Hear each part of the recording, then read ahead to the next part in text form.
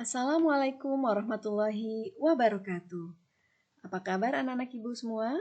Semoga selalu sehat dan tetap semangat dalam melaksanakan pembelajaran walaupun dari rumah.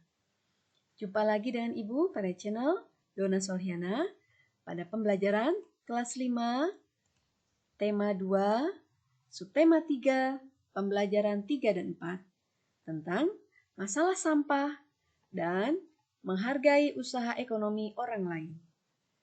Yuk kita mulai, tapi sebelumnya jangan lupa kita baca basmalah dahulu agar pembelajaran kita dimudahkan dan diberkahi. Yuk kita baca dulu. Bismillahirrahmanirrahim. Dan pembelajaran kita kali ini adalah dengan membaca teks, siswa mampu menjelaskan informasi terkait dengan pertanyaan apa, di mana, bagaimana, dan mengapa. 2. Dengan berdiskusi, siswa dapat menjelaskan akibat yang terjadi jika masyarakat tidak bertanggung jawab atas masalah sampah. 3. Dengan membaca teks bacaan, menyimak penjelasan guru dan berdiskusi, siswa dapat menjelaskan cara menghargai usaha ekonomi orang lain. Yuk kita mulai. Nah, pertama, ada sebuah teks kita baca dahulu ya tentang gerakan pungut sampah.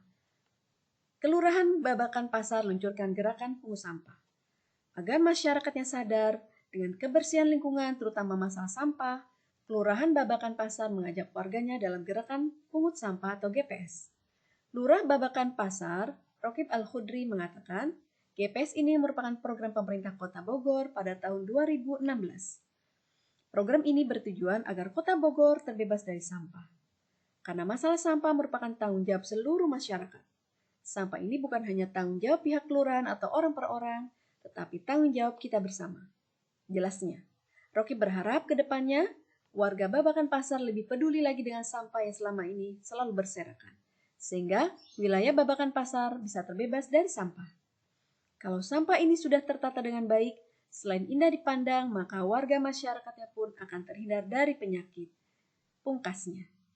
Nah, dari teks yang ada dan kita sudah baca tadi, di sini ada 5 pertanyaan yang harus kalian isi berdasarkan teks bacaan tadi. Ya, berhubungan dengan kata tanya, di mana, apa, bagaimana, mengapa. Nah, ingat jawaban sesuaikan dengan kata tanyanya. Ya, jadi harus sesuai dengan kata tanya dan teks yang telah kita baca. Selamat mencoba anak-anak ibu.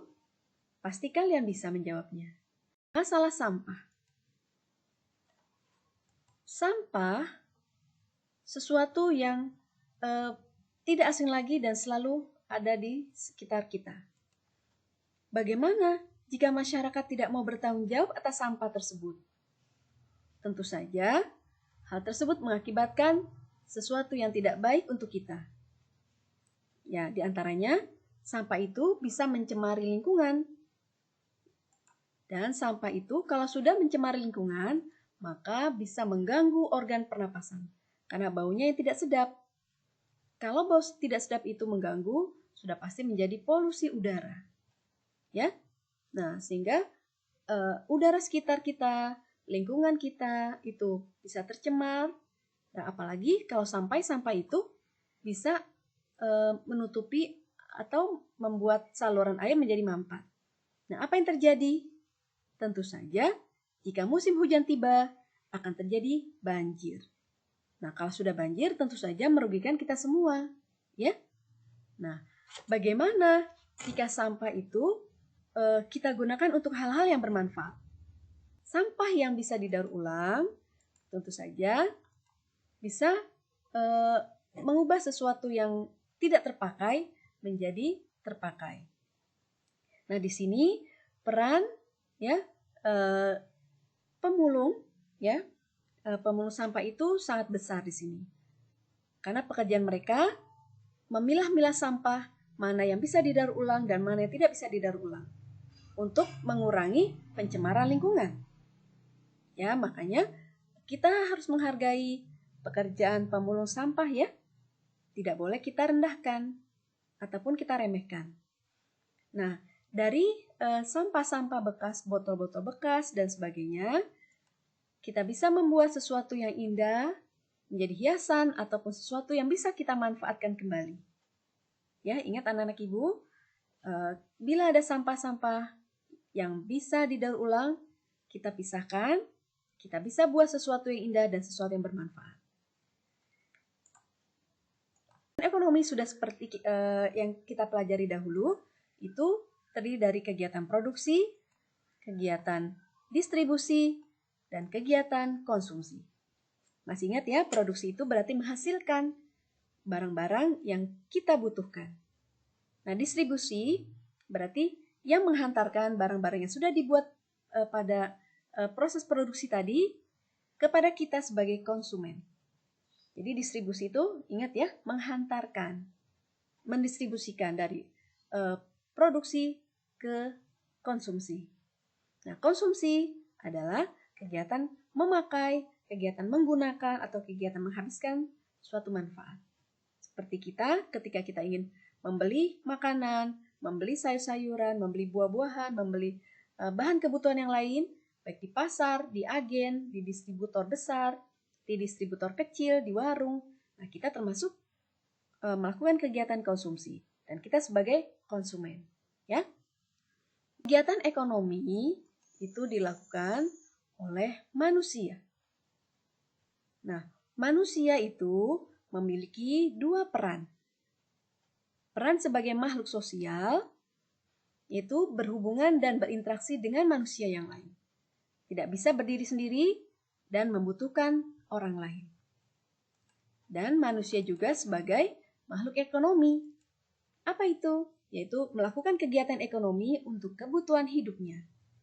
Seperti yang tiga kegiatan tadi ya, baik melakukan kegiatan produksi, melakukan kegiatan distribusi, maupun kegiatan konsumsi. Semua ini adalah kegiatan ekonomi yang dilakukan untuk memenuhi kehidupan manusia. Nah, manusia ketika sudah melakukan perannya sebagai makhluk sosial, sebagai makhluk ekonomi, maka harus memiliki etika moral. Untuk apa? Untuk bisa menghargai usaha atau kegiatan ekonomi orang lain. Ini Ibu contohkan bagaimana proses memproduksi pakaian dari awal sampai akhir kita gunakan atau kita pakai. Sehingga kita bisa menghargai bagaimana pakaian ini bisa sampai kepada kita dan bisa kita gunakan. Ya, sini ada contoh sebuah pabrik, ya, pabrik pembuatan pakaian. Nah, pakaian yang kita gunakan itu memiliki beberapa proses. Mulai dari bahan-bahan baku yang digunakan, yaitu tanaman kapas. Kalian sudah pernah melihat bagaimana tanaman kapas? Nah, tanaman kapas itu seperti ini, ya. Ketika benih ditanam, tanaman kapas itu tumbuh dengan subur sehingga digunakan sebagai bahan baku pembuatan pakaian. Nah, dari tanaman kapas itu, kapas tersebut dipintal di pabrik pemintalan menjadi benang. Benang-benang yang banyak itu, ya, yang sudah dipintal. Nah, ditenun menjadi kain, ya, di pabrik tenun. Nah, kain yang sudah jadi tersebut dijahit oleh penjahit, baik penjahit rumah maupun penjahit di garment, ya, perusahaan garment. Nanti garment ini setelah selesai dijahit, ada yang dijual langsung ke pengecer, baik pengecer besar maupun pengecer kecil, ya, di pasar-pasar, baik pasar modern maupun pasar tradisional. Nah, proses jadinya sebuah pakaian itu memerlukan proses yang tidak mudah, sehingga kita harus menghargai pakaian yang telah kita beli, pakaian yang telah kita pakai dengan sebaik-baiknya. Ya. Nah, selanjutnya kalian pasti sering melihat proses produksi tanaman. Ya, baik di rumah maupun di taman dan di tempat lainnya.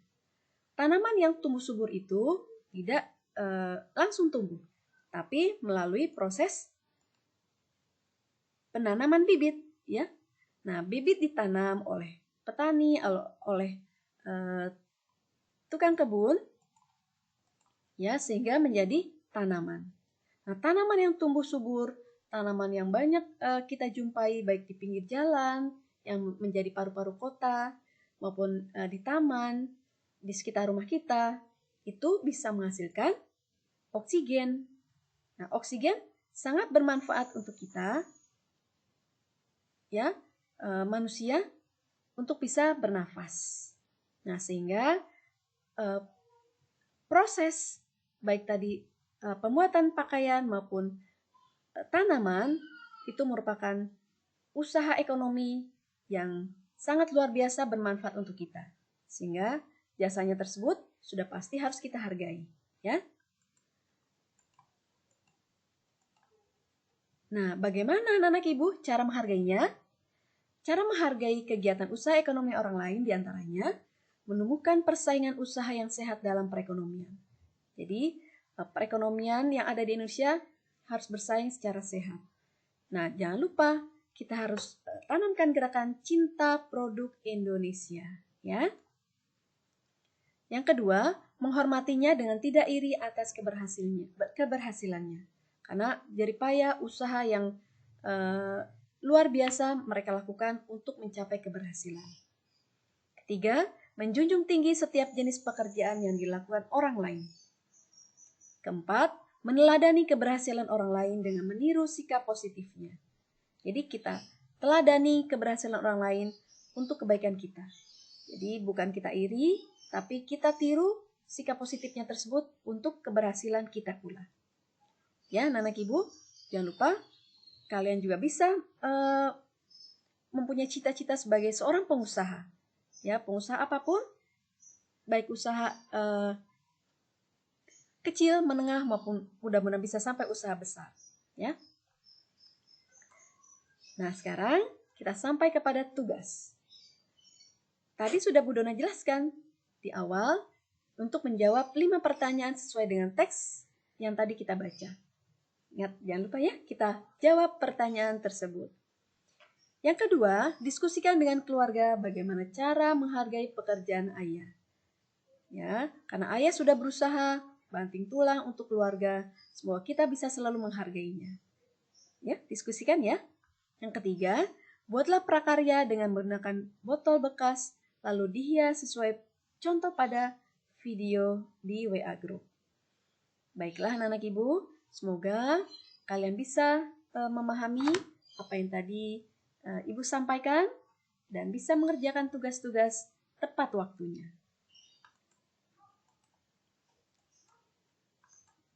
Nah, alhamdulillah pembelajaran kita telah selesai. Semoga bisa bermanfaat dan bisa membantu pemahaman kita tentang masalah sampah dan juga bagaimana kita bisa menghargai usaha orang lain. Karena ketika kita menghargai orang lain, insya Allah orang lain nanti pun akan menghargai kita. Amin ya rabbal alamin. Terima kasih atas perhatiannya. Demikian dari Ibu. Wassalamualaikum warahmatullahi wabarakatuh.